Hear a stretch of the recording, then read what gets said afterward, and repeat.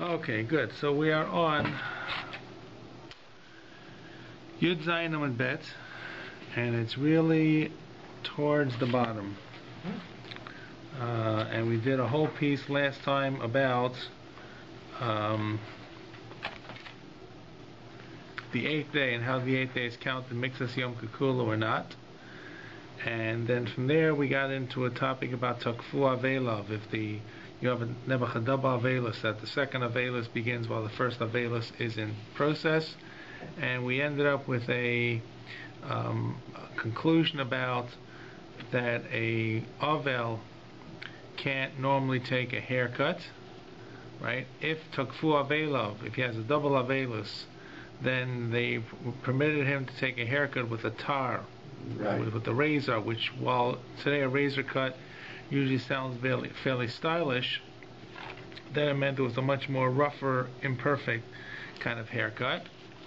And if he got out of jail or was released from a neder or prison and so forth, then he could take a regular haircut. That's how we pretty much ended up. Right. And included in this was the fact that if takfu avelov, he could also wash with water, right? But he could not wash with soap. Okay, right. He could right. Okay, he could wash his clothing. I mean to say with water, but he couldn't wash his clothing with soap or some type of detergent. Okay. And that the conclusion was 5 lines in the bottom. Rav Chisda Zoto Meret Avel Aser B'Techboshet, that an Avel is prohibited to wash, normally prohibited to wash clothing during Avelus, and the only exception that came up was an Avel Shetakfu Avelov, where he could wash his clothing with water but not with neser, not with detergent. And then we said as well, the assumption was a person who got out of jail who only had one piece of garment would be permissible to wash that garment. Okay. So then the Gemara says 3 lines in the bottom. Tana Rabbanan. And we have to just be careful to pay attention which is about Chol Moed and which is going to be about Avelis here. Kishem she'amru asa l'galech b'moed. The same way that we said that a person cannot take a haircut and can't shave on Chol Moed. Kach asa litor tziponayim on Chol Moed. Kach asa litor tziponayim b'moed. So you also can't cut your fingernails. You can't trim your fingernails on Chol Moed. Div Rabbi Yehuda. Rabbi Yossi Matir. Rabbi Yossi permits this on Chol Moed to cut fingernails, or cut your nails. U'kashem she'amru avel aser legalech b'mei evlo, and here's where the comparison becomes. The same way an avel cannot take a haircut when he's an avel, kach aser litor tziponayim b'mei evlo. So same thing as well, he cannot cut his fingernails on the days of avelus. Okay? The question is, what is the connection between the two? Rabbi Yehuda says, right? So, Rabbi Yehuda, Rabbi Yossi Matir. Rabbi Yossi is permissible. So there are two things seem to go together. First is Machlokas Rabbi Yehuda and Rabbi Yossi in both of these items. One is about cutting fingernails. One is about taking a haircut. At least you can't cut your fingernails, and that's for Chol Moed. And the same thing as well. The same way you can't take a haircut in Avelis, you can't also cut your nails on Avelis. Right. Okay? So the question, what is, we understand cutting your hair is about looking disheveled, right? So what is cutting fingernails have to do? So the one makor that we have in the Torah about cutting fingernails is about the Eshes Yifas Toar, right? And the Torah says very clearly that she is going to cry for her home for 30 days, and Vyasa Tzipornel, which means she's going to let her fingernails grow long. So you see that trimming fingernails is another form of beautification of oneself, right? This is really what the theme of Avelis is. When it comes to Avelis, Avel feels down, so he can't beautify himself by being trimmed and by being groomed. Going to a beautician, right, is also, what do we call this? Going to a manicurist. A manicurist is also a form of grooming. That will apply for Avelis. And when it comes to Chol Moed, the same thing will be as well, that you need to go into Yontif looking groomed. Ergo, you can't take a haircut on Chol Moed, so you should be groomed before, and you can't cut your fingernails on Chol Moed, so that you should be groomed going into Chol Moed. That's the connection between the two. So, but what we've done is we've kind of made a connection between Chol Moed and between Avelis. And I said these are the segue Gemaras between Chol Moed and between Avelis. It's going to lead the next 10 dapim to really begin talking about Avelis. It starts beginning very slowly. So, and the Gemara says, how do we pass in halacha? So Amar Ula, halacha Rabbi Yehuda ba'Avel, halacha Rabbi Yossi b'Moed. So Ula says, he splits it, and we don't follow. You'll see we don't follow Ula in a moment. But Ula says when it comes to Avelis, we're machmer. When it comes to Chol Moed, we're Mekil, correct. And the Mekil is about the nails, correct? Only about the nails, correct? Okay. Now, there may be something else in terms of Chol Moed, that one of the prohibitions of Chol Moed is dealing with hard or more laborious kinds of activities. Right. So some of the Rishonim argue that cutting your fingernails is a lot easier. That's a sheet of the tranquil of Yossi. That it's a lot easier to cut fingernails than to take a haircut. Taking a haircut, right, or even shaving is a much more sensitive kind of thing. You have to be very careful. More involved. And so you cut your nails, 1, 2, 3. Okay, and then you'll see they did have clippers in those days. So Ula says he splits the halacha. Ve Shmuel Amar halacha k'Rabbi Yossi b'Moed uva'avel. And Shmuel comes along and says, nope, halacha is like Rabbi Yossi in Chol Moed and in Avelis. Now the chiddush of Shmuel, he's arguing against Ula. So where's he arguing? He's arguing specifically about Avelis, right. Both Ula and Shmuel are Mekil when it comes to Chol Moed. Right. When it comes to Avelis, Ula was Machmir, and it comes along Shmuel to be Mekil. And the Amar Shmuel, as in Shmuel quotes himself, what's really saying, in fact, it's a question whether Shmuel actually says this, so they learn from the fact that Shmuel made the statement, they put both statements together. The Amar Shmuel, halacha kedivra ha-Mekil be'evel. Halacha is like the person who is the shitos that are Mekil in Avelis. And the question, and whatever, if there's a machlokas, we always follow the more lenient opinion. Okay. In Avelis, we're saying. In Avelis, all the way through. Okay. Even though people normally seem to want to follow the more machmir opinion when it comes to Avelis, that's what conventional wisdom would appear to be. However, when it comes to Chazal, they took the tack halacha kedera mekel be'evel. The question, what does that really mean? So, normally we have a rule that when you have a drabanan, right, we say safek drabanan lahakel. Right, so you could say that most of the halachas vavelas are drabanan, and therefore that's really saying the same thing. Possibly, but it's not really a suffix. Suffix is something completely different. We don't always say that we follow the more makel opinion for drabanans. You have a suffix, you don't know what to do, you don't know halacha. There are rules in halacha that apply. This seems to be an overarching kind of concept. And in fact, that's what a lot of the Rishonim say. This goes beyond simply suffix rabbanon. And in fact, it would even apply that when Avelis is min haTorah, and Avelis is min haTorah on the first day, according to all the deos. Usually it's not a long period, it's after the funeral until the day is over. But still, the first day is Avelis min haTorah. Even that, where Shmuel is telling us halachas halacha kedivei mekel be'avelis. Okay? So, and that's a rule that applies all the way across the board. It's a very important law. It doesn't mean that you simply toss Avelis, right? There are rules, but, right? Okay? Now, here we have a story. Pinchas achvod mar Shmuel. Okay, so seeing we had a story of Shmuel, we have another story, real true case of Shmuel, so to speak. Pinchas, the brother of Mar Shmuel, it Rabbi Milsei. So something happened, means it's a euphemism to say he was sitting Shiva, someone passed away. Something bad happened. Like you say, I don't want to say what these things are. So it means someone in his family passed away. And now, how would that be?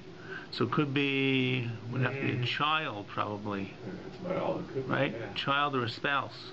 Could be a spouse. Yeah. Right? Okay, so but it doesn't want to tell us, and the detail is not that important. So he's sitting Shiva. Who's sitting Shiva? Pinchas, the brother of Shmuel. So al Shmuel lemishal taima minei. So Shmuel came in literally to ask him how he's doing. It means he came to pay a Shiva call. And Rashi said, you're not supposed to ask him how he's doing. So Rashi says, "V'daber al libo," speak to his heart. In other words, sometimes you can speak to your heart without even speaking. Right. So Shmuel walks in, and Chazinhu letufre to have an efficient. So he saw that Pinchas's fingernails were very long. Pinchas sitting shiva. This was a clear sign that he had not cut his fingernails. Okay. It's tufre, yeah. Two-frame fingernail, two-frame nails, right? Mm-hmm. So he had not cut his nails. To have an efficient, they were nafish is harbe or oroch. So Amalei. So Shmuel says to Pinchas, Amaylo shaklis lahu. So why didn't you take them off? Why didn't you cut your nails? You know, because Shmuel says what? Halach and Shmuel just told us that we follow Rabbi Yossi when it comes to cutting nails. So Amalei. So Pinchas is back to his brother. If it had been you would have been so makel about Avelis. Yeah, you're coming in to ask me why not cut my nails? Why am I taking a chumrah? And you, my man, you would have been so flippant about Avelis if you had been sitting shiva. So that's already like we call this like an ayin hara. So you've raised the specter of a person sitting shiva.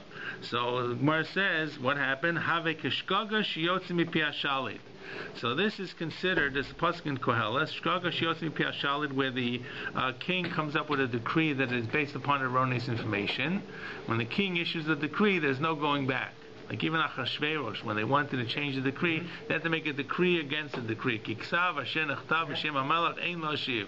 So the king's rule and king's decisions are absolute. So even if the king makes a mistake, too bad. It's a done deal. So that's what Koheles is talking about. Kishkaga shios milifnei shalit. When the shalit makes a mistake, it's gone. So that's I think Koheles talking about life, whatever it is. So in other words, he said the words and he couldn't retract them. And he put like a nayin hara on Shmuel. So v'isra bei milsa b'Shmuel. And now Shmuel, unfortunately, someone passed away in Shmuel's family. Once again, it doesn't tell us exactly who it is. So Itra means afterwards. Itra means kara. Kara. Something happened. It means afterwards. Right. Is it kara? I'm looking at the top lots of Reish Ayin. I mean, is something bad happened? Is that? No, I don't think so. Reish Ayin looks like rice. That's nothing to do with it. I don't think so. Itra means it happened. I believe Itra just happened. It's just, it doesn't even want to tell you that was bad. Happened? Something happened, okay? Rabbi Milsei, Bishmuel. So Shmuel, something happened to Shmuel, and he's sitting shiva. Al Pinchas achve lemishal time aminei. So what happens? Now Pinchas comes to visit him. Now, by the way, it doesn't mean the story is necessarily back to back. No. Yeah. Right? There could have been a period of 20 years between the first story and the second story. Okay. So what happened? But when they give the case, they give it succinctly. So Shmuel is sitting shiva. Who walks in? Pinchas, and Shmuel kind of feels that it was his ayin hara that gave this to him, and he's obviously very bitter. So kshaklina letorfe. So he cuts his nails, he rips off his nails, right in front of his brother Pinchas. Chavtinhu liapein. He throws it in front of him. So, and he says to him, Shmuel says, Amalei, and Shmuel says to Pinchas, Leslach, don't you believe, don't you hold, bris crucilis vasayim, that there is a covenant that's made and set by what the lips say. Once you say something, it has significance, even if you didn't mean it. Whatever you said, there's somehow a significance created, somehow a shadow made that can never be taken back. That's the same thing as Shkaga Shiotza Yotzim Piashalit, Bris Crucilis Vasayim. And what's the proof? He actually brings a proof that you probably heard in different contexts, because some of them fortunately say it in the Akedah story. The Rav Yochanan says, Minayin lebrish crucilis vasayim. How do you know that the lips can make a brit that's set? Shenemar, it says that when Avram is given the command to take Yitzchak, he goes with his lads, Eliezer and Yishmael, according to the Medrash. And Vayoma Avram el Ne'arav, they come to the foot of the mountain. He says to his lads, Shvulachem po machmor, you guys stay with the donkey. Vani vanan ne'achad ko, we're going to go up there to the mountain. V'nishtach v'v'nashuv aleichem, and we will come back and bow and return to you. We're going to bow up on the mountain, we'll come back down. Of course, simple shot is, Avram said it because he didn't want to give away what the whole mission was, which was to sacrifice Yitzchak. And sure enough, what happened? Because Avram said this, V'yistaya milsa, and something happened, something was helped here, the Hadar Tarvaihu, that both of them came back, right? Of course, the Torah doesn't say that. That's the irony of this thing, because the Torah doesn't say came back at all. It says Avram came back. Right. I mean, that's the whole issue. Well, that's true. So actually, the Torah does say. The irony is the quoted here is exactly right. Abraham said. We'll because the Medrash says, "Where is Yitzchak?" And the Medrash says, "Of course, he went to Yeshiva, wherever he went." He certainly didn't come back. Right. More. Yeah, but simple pshat is he survives. Absolutely. Because that's what I'm saying, next parsha. That's what Abraham really meant. Correct. So, and sure enough, so maybe they literally didn't return. It means we will return to life. Okay, good. So, Tosfos, by the way, has a question. Tosfos says, that Are we implying that if Abraham hadn't said it? No, the answer is yes. We're implying that, but the Tosfos' question is: we have a rule, mida tova, meruba mimida puranios. That say a good thing has more strength than a bad thing. So maybe the fact that Avram said it and HaKadosh Baruch Hu had to agree to it, maybe that doesn't prove that if we say something bad, that HaKadosh Baruch Hu has to agree to that as well. Tosfos doesn't really have an answer. Okay. But at any rate, this is the proof, and therefore Shmuel and his brother had this back and forth about what it is. But you see clearly from the Maisa that Shmuel clearly felt that you could cut your nails when you were an Ovel. First was an Ovel. Good. Okay. So the Gemara. That is the conclusion of the Gemara, which the Gemara is going to actually kind of put some caveats to it. So the Gemara says, "Savar minei diyat in the regalo." So the Gemara first thinks maybe only that allows you to cut your fingernails, but not your toenails, right? Maybe it's more. You could argue that. You could argue your fingernails. You need to have with them. You're more exact in terms of grasping things that get in the way. You're going here, like putting things down. People see your hands. I mean, so Ravanan Bar Tachlifa. So Ravanan Bar Tachlifa. According to me, I explained it. I explained to me the Shmuel lo shno diad lo shno deregel. Okay, that doesn't make a difference of by hand, fingernails or toenails. If Shmuel is mater, he's mater. So that seems to be like a blanket heter. Here comes the caveat. Here comes the limiter. Amrav Chibra Hashem Arav uva gnustra aser. Gnustra is like a nail clippers. So this becomes, while everything looks like everything's going along fine, so here comes the big limiter, and it says if you want to cut your fingernails, you can't use the real mechanism, the real tool. It's almost like the haircut saying you have to use something more primitive. Correct. Which would mean that either it's referring to something which is not the proper way to cut, like use a scissors or something, right? Yeah. Or more likely, it seems to be that you can do it by hand. And in fact, nails have to be pretty long by hand. Right. In fact, the story of Shmuel and his brother is precisely that. If you think about it, what does it say? He says, when the brother comes in, he's sitting shiva, shaklin latarfa. He takes off his nails. It looks like he's. No. The brother comes in, he's so it's a hit. He kind of goes and throws it at his brother. Okay. Yeah, I took it the other way. I took it. He cut them off and threw them at his brother. Didn't necessarily tear them off. Maybe, possibly. Right. Okay. So the Gemara will actually talk about the fact that these nails are lying around, right? So because there are people, there were superstitions of nails. Well, it's not the superstition is going to come from the next line of the Gemara. Pregnant women. So we're about Nagel says your nails are attached to you. No, but a tumor or something. Yeah. Soul, I forget the soul comes out. I don't know. Don't know the reasons. I didn't study in your yeshiva. Okay. I didn't learn it. This is just I learned in a different world. Right. Okay. So Tosfos is the one who points out that this looks like the gnustra is a special utensil, what we call nail clipper. Right, and it looks from that that it's lav dafka b'shinayim. We're not just allowing you to cut and rip it off with your teeth, but you can also use something else like a tar. Or a misboraim, you use a tar as you can razor. I'm not sure you want to use a razor. Don't try this at home, but use some kind of blade, which is not meant for it. Okay. Well, whatever. Okay. Anyways, the Gemara now, as we're talking about nails, we're going to talk a little bit about how you get rid of nails anyway. So this is the Gemara works with the assumption that therefore that is the halacha, and therefore you can of course cut nails. And the story of Shmuel was where he threw the nails of his brother. Amar Rav Shaman Bar Ava. Have a kamina kamed Rav Yochanan beMedrasha b'chol Moed. I was speaking, or I was learning before Rav Yochanan beMedrasha chol Moed. I was learning. Maybe people were not there on chol Moed. V'shaklina latorfe v'shinei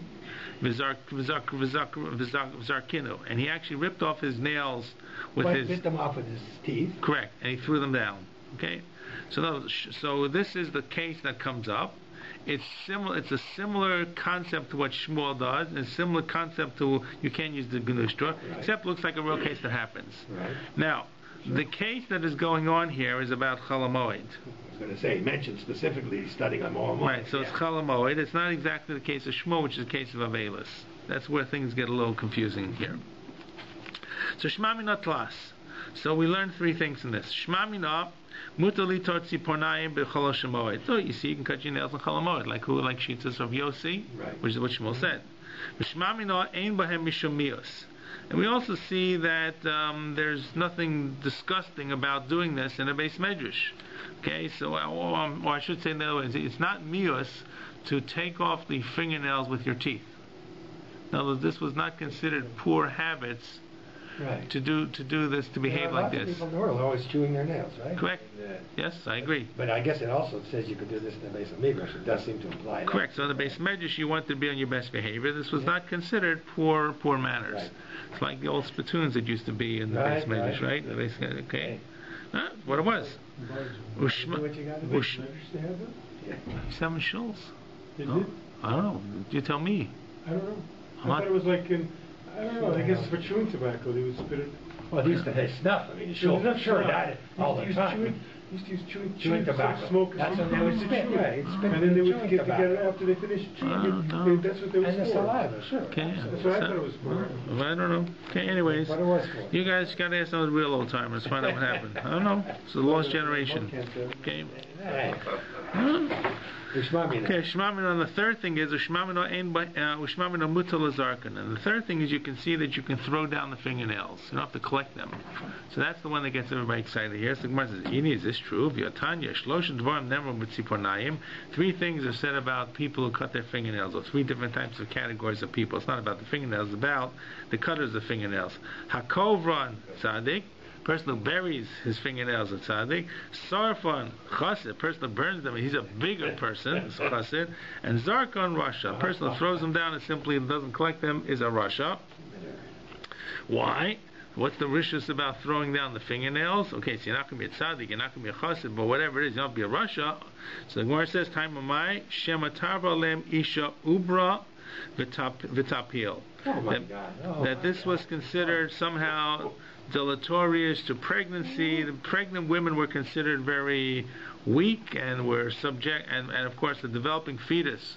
People did not know how fetuses develop and what caused them to spontaneously abort and not go to term.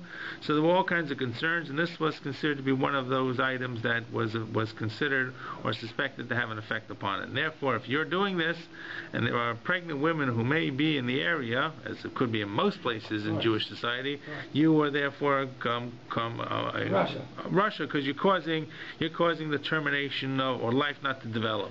Okay, so therefore, how could Rav, who was it again? Rav Yochanan, the great Rav Yochanan, throw down his fingernails in the base of Medrash? So the Gemara says, and what can only be said as a very anti-feminist statement, perhaps, Isha be Medrash lo shlicha. Didn't have too many women to come in the base Medrash. But what's it, Rabbi Yochanan? Hava Kamena Kabe. So I thought it was somebody else coming into Rabbi Yochanan. No, Hava Kamena Kabe. I was saying over in front of Rabbi Yochanan. Right, it's not Rabbi Yochanan, or it says, and he did it. And he was. Right, he's saying over. I happened to be in the base of Medrash, and I was saying over the Mamorim in front of Rabbi Yochanan. While I was saying it, he ripped off his fingernails and threw them down. So what does it say? How come he did The answer is because Isha be Medrash lo shlicha. That was not frequent that there would be women coming into the base Medrash. Okay, this was a male domain. Women were not seen as learning in the base Medrash. They would have been in Ezras Nashim, perhaps, if there was, and consequently, there was the chance of a pregnant woman coming and being near the fingernails was so remote that you didn't have to be worried. One does not have to remove all kinds of dangers. You have to remove reasonable dangers. Okay. People cut their nails, put in Kleenex, and today people don't just throw them around. What do they do with them? Try to collect them. They take them in the garbage. Garbage, yeah. Pregnant woman thing, the same thing. Yeah, That's right. what I was. So Yeah. I was. Okay. Well, you wouldn't throw your nails on the floor for No, it's saying you just be careful. even aside of pregnant No, women. people would just take it just to burn it, but we put it in the garbage, whatever. Correct. That's what I learned. Okay, correct. No, that's right. That's what you're supposed to do. Okay. And that's yeshiva, that's Depends where you cut your nail. Okay.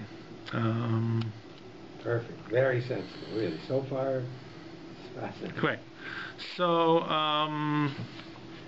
Now, that's the case. It's not clear why you burning them is more of a chassid than a person who buries them. Why it was only a tzaddik.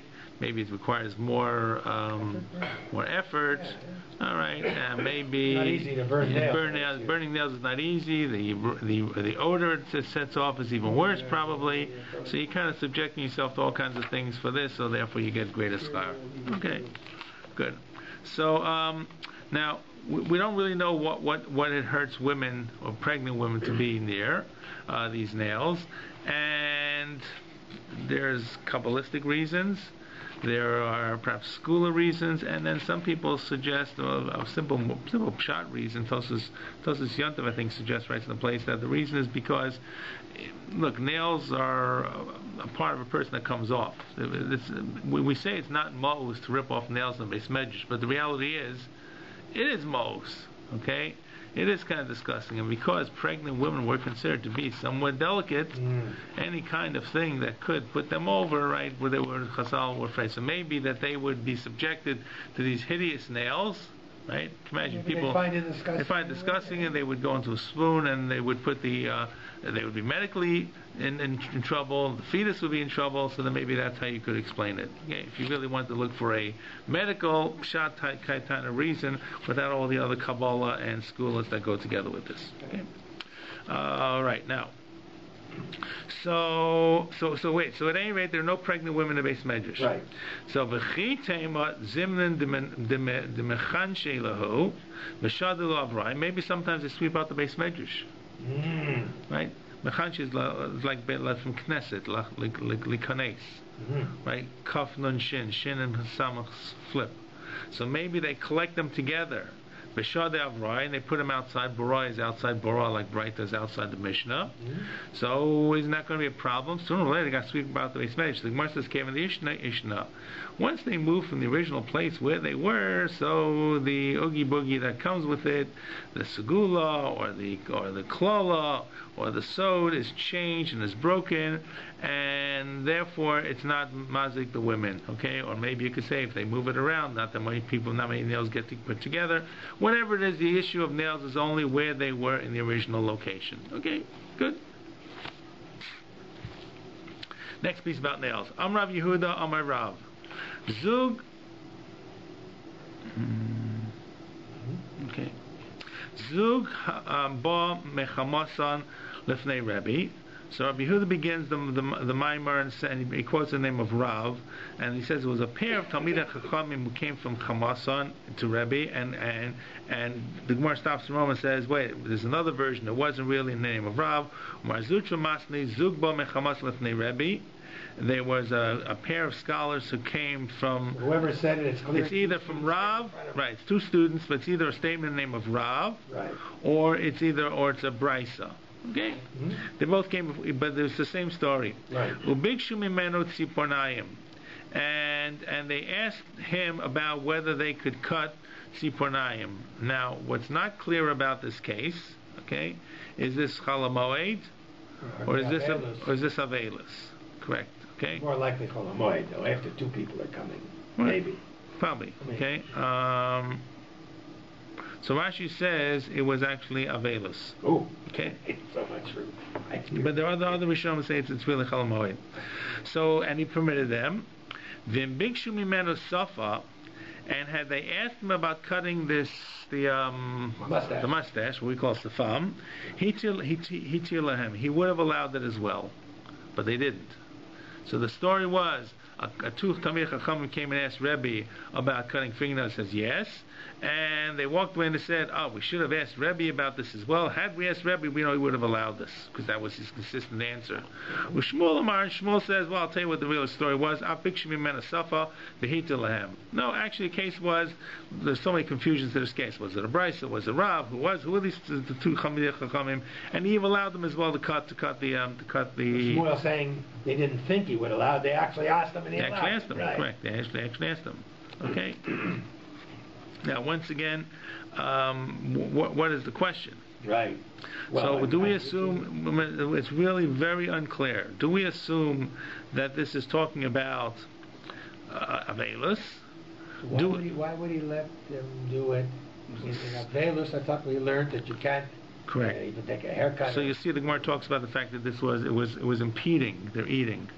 Okay, or is it about Chol Moed, right? Or there are even some Rishonim that suggest it's a completely different question. They're simply asking about cutting the beard. Is this considered hashchas as a zakan? Okay, in other words, you can't los hashchis. Right. You can't cut the ends of the beard. Is this considered the ends of the beard? And how far does it go? Because it's not really clear where the actual ends of the beard are. No, the end of the beard is here. It's not way here. It's here. It's here.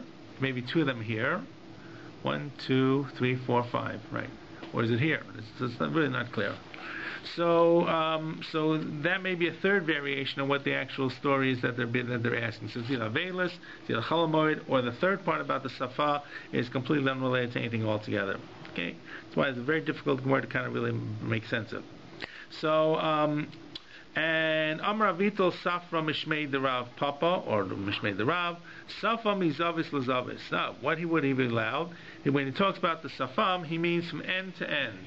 Okay, so it's not just where it's like minimally, it's the whole thing. Once again, is this for Avelis? Is this for Chol Moed? Is this for... You can remove your entire mustache, no, No. No, he means you can trim it. Across. It means you can trim it all the way across. Trim it all the way across. But you could argue that if the hair is hanging on the upper lip is hanging over, it's only going to impede it over here, may not impede it over here. Right. So, okay, so thumb probably goes all the way down to the sides. Handlebar mustache. So, and then Ravami explains, Uvasafa hamakeves. And this is only where the safam, where the mustache, is going to impede food going in, or speaking, or talking, or drinking, or whatever it is. All right. And how much is that? We don't really know. Every person is going to be a little different. So Rav Nachman Yitzchak says, "Lididi kisafa hamakeves damili." For Rav Nachman Yitzchak says, for me, any part of the mustache, or the minimalistic part of the mustache, which would not normally bother other people, bothers me. So therefore, kol, the entire safa is like safa hamakeves. Why? Because he's like an istanis. I was very fussy, so it would bother me. And I'm not sure if that means he had the Amish, who had no mustache, or it means he just trimmed his mustache very radically, or what it means. But he's saying, in other words, there's a certain variation here. Okay, this is all about the fingernails, and now we've taken fingernails and moved into mustache. Okay. And having said that, the Gemara wants to come to a conclusion, so it throws in something that has absolutely nothing to do with anything here, except the piece of Agadata, which is said in the name of the Avital Safra Mishmei the Rav, who was just mentioned 2 lines above. Or Rav Papa. We have Rav Papa here in parentheses. It's not sure if he's in or not. Okay. So whether it's right, but it is clearly Avital the Sofer, who's not a common guy. And normally, whenever we have a uncommon kind of name, what does the Gemara try to do? Match up together other statements this guy has, put them all together, because he didn't say that much, or he didn't say that much of renown. So the Gemara says one more thing that he said, and you're going to laugh when you read it. Avital Safra Mishmei the Rav. Avital Safra Mishmei the Rav. Paro Shoivi Mei Moshe. The Paro that lived in the days of Moshe, we never really fully identified. Hu Amma, okay, he was 1 Amma tall. Okay, and it gets back to the beard. Uzakano Amma, and his beard was 1 Amma, so his beard went all the way down to the ground, I guess. Okay.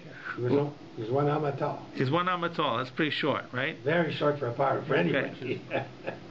Okay, it was a Kano Amma, and his beard was 1 Amma long, so it was completely, right, you have to be careful not to trip on his beard. Yeah. Well, now here's where they start making fun of him. Uparmashtiko, this refers to his penis, was Amma Vazeres, was 1 Amma and a half. Okay, so Zeres is a half an Amma. We have Zeres many times building Mesa Mikdash. Amma Zeres, Amma Vazeres Vako.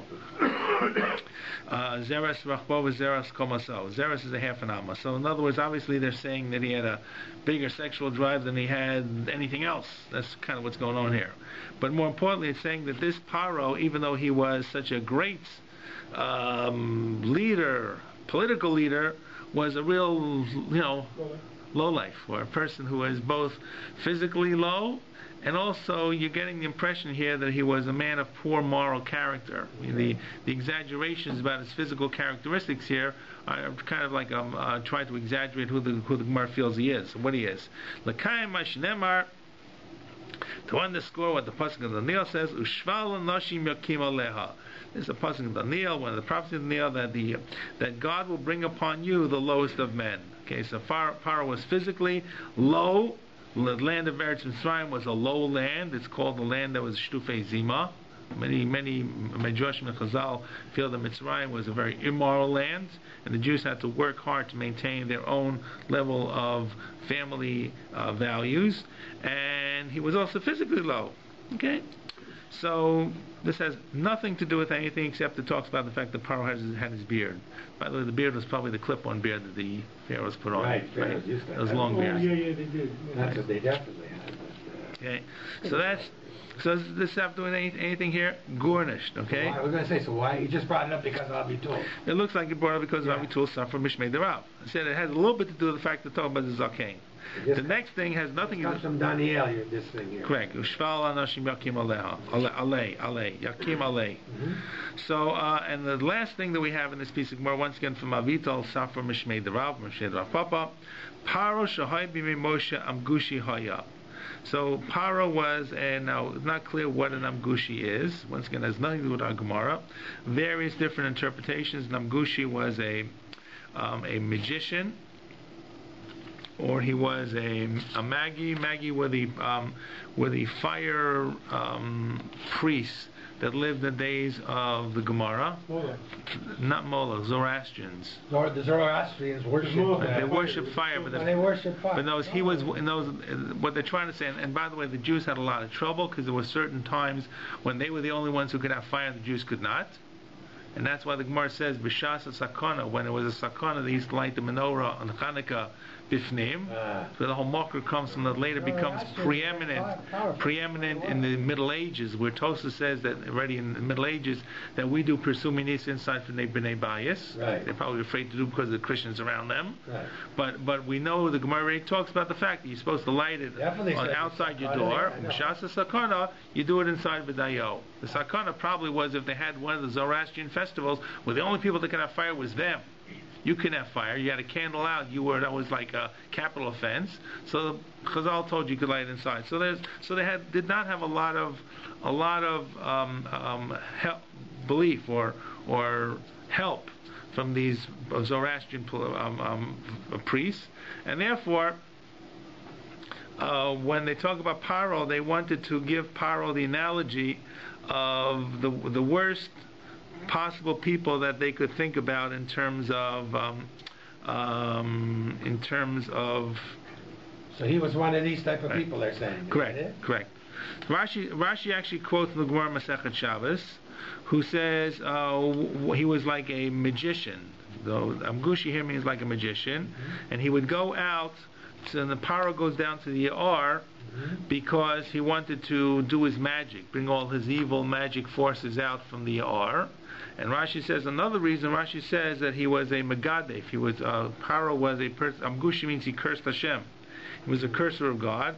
And Paro went down to the Ya'ar because the pasuk says in the Navi, Li Yori Vani Asitani. This is my Nile and I made it. You God are nobody. I made my own Nile River. I'm the only God that there is. Okay. The pharaohs were, in fact, gods from their perspective, so yeah. Everybody considered them gods. Right? Correct. So at any rate, this once again, of all the stuff that's here, this really has nothing to do with anything. It's just a way to finish off this long piece, or this piece that we have. It's really not a long piece about fingernails and washing and haircuts and so forth, which now pretty much comes to a conclusion. Okay. Now, good. Let's go on. So now the Gemara goes back to our Mishnah. The Mishnah talked about this. Once again, our Mishnah is we got to take us back from Avelis back to Chol Moed. Okay, so the Mishnah talks about there were people who could break the rules about not doing certain things on Chol Moed, and there were actually two Mishnahs. They're grouped together in our Mishnah as one. First one was Eila Megalchin b'Moed. Mishnah was Yud Gimel Amud Bet. The last four lines. Turn down the corner of the page. Okay. Well, We're almost at the end. We're almost at the next Mishnah. We're almost at the next Mishnah. Good, right. So Yud Gimel Amud Bet. So there was a whole list of Elam Agalchim Moed, those who can take haircuts in Chol Moed, correct? And the exceptions to the rule. We talked about the Nazir Mitzorah, and then we have Elam Achabsim Moed, the people who can wash their clothing on Chol Moed. It's pretty much the same list of people who came out. They were unable to. They had no clothing, right? So in the list is you've got people coming to Dinasayam, got off the boat, they were released, they got out of prison, a menuda, person was in Nidoy, that he got out of Nidoy, person who had a neder, he couldn't wash, he got out of the neder, and then it lists a couple of types of garments that were different, that were always going to become dirty. So for example, hand towels, even if you wash them on Erev Yontif, hand towels we use constantly, you need to wash them again. When they talk about barbers cloths. Now, barbers, of course, there were the set of people who need to have haircuts on Chol Moed. The barber's cloths would become probably dirty and so forth, and need to be washed. Or yoledet, the garments that were women in childbirth wore, and so forth and so on. Okay, so in listing this item, in listing this list of people, we go back to the people that are coming in from Medinat Hayam. Okay, so a person shows up and gets off the boat. He's wearing what he's got on his back. He couldn't take too much, and therefore he's allowed to now wash his garments and put on in the middle of Chol Moed. So our Gemara goes, let's go look at our Gemara. Amravasim of Yochanan. It's Yud Chet Manala, 2, 4, 5 lines to the bottom. Amravasim of Yochanan. Misha Ein Lo Ela Cholak Echad Mutar Lachabsa B'Chol Shemoed. So Rav Asi and Rav Yochanan includes a new category. Not a person who gets off a boat, who doesn't have any new clothing, who gets out of jail. A person who only has one piece of clothing, right? The person is very poor. And what happens when that clothing gets dirty? He can't prepare things before Yantiv. That's all he's got. So that person would also be permissible to wash his garment on Chol Moed. Make sense? Right? It seems very simple. We saw this idea a few pages ago. Correct. Yes. It came up a couple dapim ago. It came up on Yudalid, right? So the question is, it's not a really difficult question. And we have this listing of people who are allowed to wash when they on Chol Moed. The person comes off the boat, the person gets out of jail. So the Gemara takes the Mishnah very literally. These people can wash on Chol Moed, but others can't. Which means if the guy only has one garment, too bad. He's not listed in the Mishnah. So the Gemara says, Hani in Mishain al Chol Echad Lo. The guy only has one garment, no. So Amalei Rav Yaakov, Rav Yirmiyah. So Rav Yaakov has an answer. I'll explain to you what it means. Azbalach Masniz. I'll explain our Mishnah. Afagav Ditlei Trei Umetanfi. Our Mishnah is talking about where the person has more than one garment, who's getting off the boat, but they're all dirty. Right? In other words, everybody assumes if you only have one garment, that's it. You surely can wash it. Right? So the question is, what happens if you have several, you're saying, right? What if you have several garments? But you happen to be getting off a boat. Right. So in other words, that the case, it's not really meant to exclude a single garment. It's meant to exclude other people that have multiple garments. Right. It's pretty much the same thing. So afagav this letrei metanfe. Okay, so that's one. That's the answer of the Gemara basically. It's not really. It didn't even seem to us to be a question. Well, it sounds like a question initially, at least, right? I mean, you say, hey, it says these people, not some other people, because we correct. But I'm saying, but it's not meant to exclude only one person with one garment. It's meant to exclude other people with multiple garments. Okay, because the person with multiple garments should have washed one garment or some garments before Chol Moed. Right. These people didn't have an opportunity. So even if they have a whole wardrobe, the entire wardrobe was on the vessel with them. So that's simple. Shalach Rav Yitzchak Bar Yaakov Bar Giure Mishmeid Rav Yochanan. It's an interesting name, Bar Giure. Looks like the son of a ger. Okay, so Rav Yitzchak Bar Yaakov, the son of the ger. Looks like that's what it means. It's said the name or sent in the name of Rav Yochanan. Klei Pishtan mutar lechabsa b'chol shemoed. Okay. What's Pishtan? Pishtan is flax. I know what Pishtan is.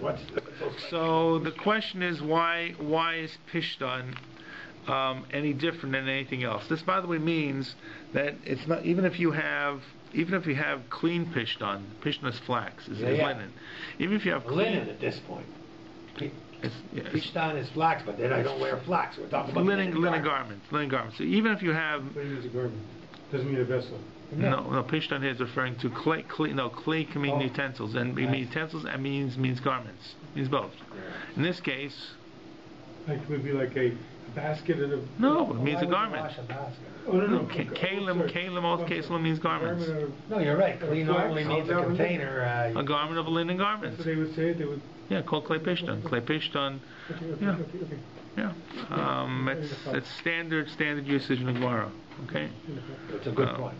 No, please. I got mixed up. I thought it was two words. Probably not to be basket. So clay. And fiction was I thought flax, some kind of like a basket that's woven. So clay is anything that is formed, and when you form, and for anything that's formed that can really hold something.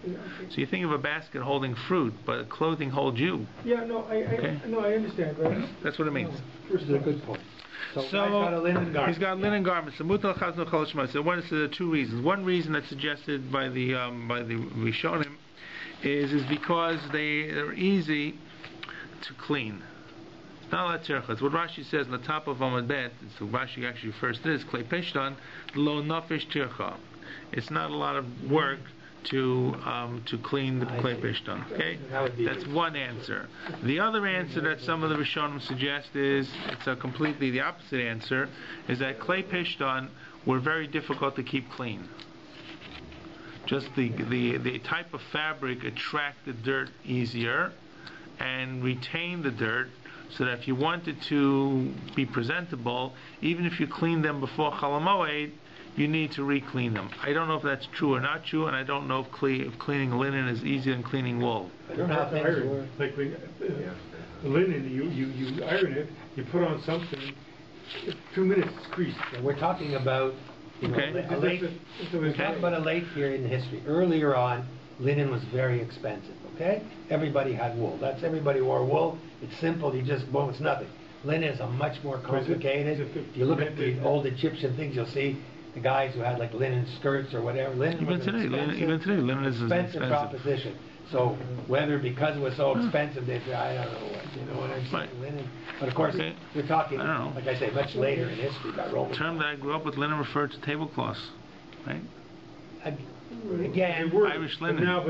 But now they're all polyester. I mean, like linen was a special thing. Is used as a because they originally used the word for sheets and stuff. They probably were linen. They probably were linen because they were flat. Whatever it was, the fabric could be easily made for that. Ancient times, wool. Anyways, wool. Whatever it is, here the bottom line is don't put wool and linen together. Don't put clay pishtan and clay. What's wool called? Wool sema pishtan, right? Yeah. So. All right. So here we have some clay pishtan, and we can say you can do it. Microscope. Yes, I know. I went and saw it. Yeah, I went and saw Shatness. Because the fibers look different. Must be different. Totally. Yes, they showed it to me. It's a 100-power microscope. Yeah. 100-power microscope. You can see yeast. Oh yeah, you can see a lot of 100 What you see is plant cells in linen, and you're going to see therefore where the nucleus is. You're not going to see that in a hair cell. Remember, wool is a hair cell. But then there's polyester and other things look different. Well, now you're polyester, but I'm saying I was once went to take a suit and not here, and many years ago, and the guy ahead of me unfortunately had real shotness. Mixed right in, and it was nothing to be done, because most of the time shotness is with buttons or with linings, linings, which is, by the way, is only shotness midrabanan. When you have shotness that are separate fabrics that are sewn together, that's only rabbinic shotness. Shotness min Torah is really the actual fabric is woven together, mixed together, and there's nothing you can do with that. It's gone. You use a lot of times use recycled fabric. Correct. You used to see wool, whatever goes, wool, cotton, polyester, other was recycled stuff they would throw in there. Right, and if the recycled is made into threads, it's a problem. It's a min Torah. Sometimes the recycled fabrics are like flocked together. Right, they're stuck together. They're not even really woven together. Just kind of use them like a lining. Okay, maybe. Anyways, bottom line is. So you can wash. Bottom line is you can wash clay pishtan, either or both, because it is easy to wash. it releases the dirt, and second of all, because it is impossible to keep clean. And the whole reason why you're not supposed to wash on Chol Hamoed, first of all, it's tircha, but more importantly, you should have gone into Yontif looking clean. The same concept that a person who gets off the ocean vessel couldn't wash before, so too, you washed your clay pishtan every Yontif, you got to wash them again. Okay, now the Gemara has one question, and once again, the simple question, it's not that hard a question. Masif Rava, so Rava asks the question, mitbechot yadayim, mitbechot asaparim. So the Mishnah lists fabrics or garments that need to be cleaned. Remember, there were three parts of the Mishnah. The first part of the Mishnah about Megalchin. Right. The second part of the Mishnah was people mechapsin. Right. The third part of the Mishnah was actually garments, not people, but garments that are the exceptions to the rule. The garments of and these are they? The hand towels. So hand towels, even if you wash, how many hand towels people have in those days? So even if you wash them before Yontif, you need to wash them during Chol Hamoed. Right. The same thing, that's mitbechot yadayim. Mitbechot asaparim are the barbers. The barbers, what do you call it, towels. And once again, not every barber was working, but the barbers were working for the people who need to get haircuts, were permissible. So the Gemara, so the question is, Hani in. When we listed garments, we only listed these garments. Right. But clay pishtan low. Oh. Okay. But if you wanted to list clay pishtan, should have listed them there. It didn't. So that means that clay pishtan are not included. So who asked the question? Go back. I said over here. Yeah. Right. Clay pishtan we said, and what else? That's all we said. But it means these items, the barber's things, Yoledis is clothing, the hand towels are permissible, clay pishtan are not. Right. So Amalei Abai gives the answer. It's a very simple answer. Masnisan fil the Shamine Amar. That the Mishnah is talking about all kinds of clothing. In other words, when it talks about the Mesvei only talk about two things, which makes sense. Hand towels are clearly going to get dirty, and the barber clearly has to be able to wash it. So the question is, you would learn from this that only hand towels only pishtan hand towels, and only barber pishtan barbers, right? The only pishtan that would be permissible if they fall in the subcategory of hand towels and barber towels. Right. The answer says no. We're not talking here about pishtan. We're talking about non-pishtan. Pishtan, everything is okay. When it comes to wool, right, or other fabrics, the only types of fabrics that you can clean are the fabrics that are hand towels and barber's towels and Yoledis' towels and so forth. When it comes to pishtan, everything should be okay. And as if to support that, okay, the Gemara says, Amar bar Hidayah, L'didich Chazali Yamad Tferia. I saw the Tferia, what do you call it, Yama Kineret. I went out there on Chol Hamoed and I looked to see what's going on. The Mafkale, Meshichle, the Mane, Kitna, Bechol, the Moada. That I saw that they were using, they were washing clothing of kitna. Kitna, I think, means sometimes cotton. Here it means I think it's meant to mean pishtan. That I saw them they were washing bowls and bowls, meshichle bowls, of money's clothing, of kitna is pishtan, on Chol Hamoed. I saw hundreds of people were bringing bowls and bowls of clothing, or baskets and baskets of clothing, down to the Kinneret and Chol Hamoed. So you see what must be. Clay pishtan is okay, right? He says, I saw it. So of course the Gemara's response is, who says all these people were doing the right thing? Exactly. So the Gemara says, who says that they actually asked the Shaila? Maybe they were doing it without having really found it was permissible or not. Well, especially you have a ton of people going to Chol Hamoed to do why you're not supposed to wash that Chol Hamoed. But you see that clay pishtan was okay. Yeah, I guess. That's exactly the point. He says these people were bringing clay pishtan, they were washing clay pishtan clothing.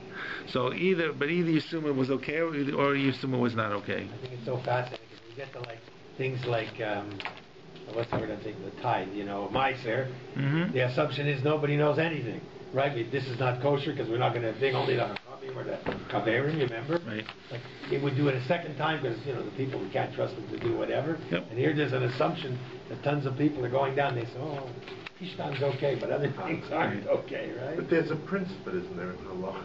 if you want to know, yeah, I know it doesn't apply. If you want to know, if you want to know whether something's permitted, if you see a lot of Jews doing it, you can assume that someone's asked the Shilas and someone's got an answer. No, isn't that some such principle? So that's usually what we assume, that B'nai Yisrael of the not Nevi'im, the B'nai Nevi'im. Right. The story with Hillel. What were they going to do for Pesach when Erev Pesach was an Erev Shabbos? And he says it's permissible. Then they said, how are they going to bring the knives? So Hillel says, we'll see in the morning. And everybody came with the knife, was wrapped into the wool of the Korban Pesach animals. Right? So people didn't discover halacha today. They do what they normally do. But having said that, you really can't necessarily prove from it. Right. No. Right? There seems to be a big chiddush that the Gemara felt was not very clear. That was really true when Rav Yitzchak Bar Yaakov Bar Giuri comes near Rav Yochanan and says Klei Pishtim V'Tam L'Chapsam B'Moed, that stands out. Right. Well, what we don't know is what percentage of clothing was Klei Pishtim in the days of the Gemara. I don't know. But chances are, if everybody's going down to the Kinneret and Chol Hamoed, it looks like there's a lot of people. Klei Pishtim was fairly common. Probably cooler the wool. Probably, and also the only fabrics they had were wool and linen. They didn't have cotton. They did not have cotton. There was no other fabric. New World thing? Yeah. No, it's originally from Egypt. Well, maybe it's an Arabic word. But how well was it we don't know when cultivated? it came. That's the thing, when it started. But linen has the advantage over wool because it's cooler. Cool, for sure. But the wool has the advantage over linen. It holds its shape. That holds its shape better. Linen, as Archie was saying, it gets creased up. But that was it. When the Gemara is telling you that shatnez is sema pishtim, that's basically saying those are all the fabrics. Right? You had your choice. We're taking some from the animal kingdom, or taking from the plant kingdom, and those were the two fabrics that you could use. No one wore anything else. For sure not. Right? And there was no petroleum products. I'm going to Google cotton and see what it says. By then the Chinese had invented silk, but that's very rare again. Right. The questions about tzitzis, about whether tzitzis a talis cotton can be made of something else than pishtan and semer, is fairly new. The issues come up with cotton, right? And people make ill. There are people make ill, and then you see people. They have the heavy wool with the stripes. The beged. No, the tzitzis has to be on a beged. That's a beged. Is a beged that's not made of the traditional fabrics? Is that a beged or not? Is that a beged that's chayv and tzitzis? Cotton or polyester. And cotton. So cotton seems to be a little more makel. Polyester is a very big machlokes. Because I think the Gemara talks about the fact that the beged has to be woven, and polyester. So polyester doesn't have to be made as woven. Now, there are different types of polyester products. Some are stamped. You can stamp it out, like a raincoat. Oh, a sheet. Like a sheet, or you can weave them. Okay, or rayon, maybe rayon. I don't know. I thought you have rayons. You have rayon garments that are very thin. They're both synthetics, but rayon's not synthetic. Rayon is made from wood. Yeah. It is? Yeah. It's the fiber. It's a wood fiber. Correct, but the wood fiber has probably been broken down. Oh, for sure. The other one's like a poly something. Right. The Gemara says you can't use a leather garment for tzitzis. The Gemara doesn't explain what. You're talking the garment itself. The beged can't be made of leather, and the Gemara does not explain why. So the question is, what's wrong with leather? Is it a sheet, right? Or is it because it's not semer pishtim? Is it because you got to kill an animal to make it work? What happens if you took leather and you made it into strips, like leather thread, like of shoelaces? And you wove it. Would that be permissible or not? So most people say not. I'm saying, but that's the marker we have. The real marker you have for garments that are not made of wool and linen. So the concept of using today that we have all these garments, most of the stuff we wear today is not wool or linen. Right. And even if it's wool or linen, in many cases it's mixed in with other fabrics to give it more substance. Yeah, sure. Okay? For sure. Okay. So, but I'm saying, so it's probably that people wore a lot more linen than they do today, and consequently the chance of mixing semer and pishtim, I won't say it's any less or any more, but was a lot different because you had different fabrics that people probably sewed together when they needed a patch. It wasn't going into buying a suit and having to check the lining. It was really about the person who was doing stuff. So could we say that you mix polyester and something else? Then well, the only reason we don't say shatnez is because we didn't have that. No, the Torah says Torah says what shatnez is. Specifically wool and linen, period. Right, That's the only shatnez, clearly. But you wonder... Lo so bashat neis semro pishtim yachtov. Yeah, that's what it says. It says yachtov, together. Yachtov, now yachtov doesn't mean they're sitting together. Not hidem atov and time shevet zachem yachtov. That's all they had. Had they had polyester, it would have said semro pishtim. We don't know. Well, you don't know. We don't know. It's clearly a chok. You can't say it makes sense. We don't know. It doesn't tell us why.